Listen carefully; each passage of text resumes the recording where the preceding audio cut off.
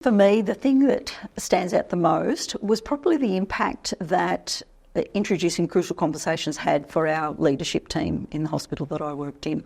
When I first started in the organisation, the culture was not great.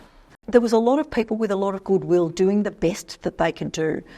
They had fractured ideas of what good leadership looked like. People would head off and they would do the Machiavellian leadership training, and then others would head off and they would do the, cuddle them until they cry leadership training, and never the twain shall meet. So everyone had a different style.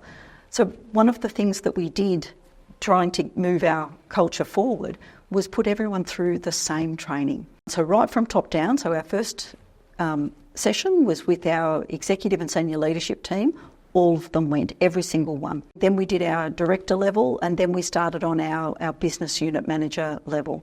When we were about halfway through that, we started training our staff as well.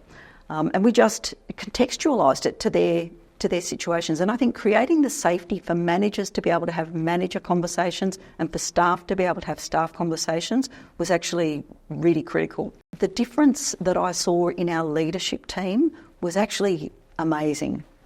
It really was.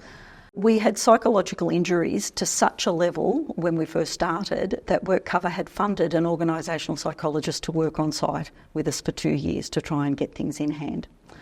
When we introduced crucial conversations and put everyone through that same training, there was so many aha moments in the training. People would say, oh, you mean this is what respectful communication looks like? Oh, okay. Oh, now I get it.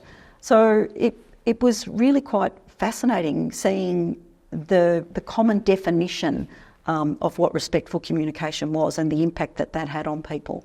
And within 2 years, we had more than halved our psychological injury claims, and the ones that were staff to staff had pretty much disappeared.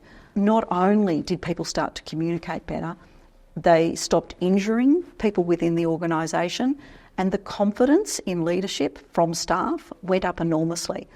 So a lot of leaders said, people will think that I'm not a good leader if I'm going to communication skills training. It was the opposite. The staff basically were saying, this is fantastic. I'm so glad that you're going to this. And then when they went to the same training and could see what their managers had been taught, that was really exciting. The culture changed astronomically.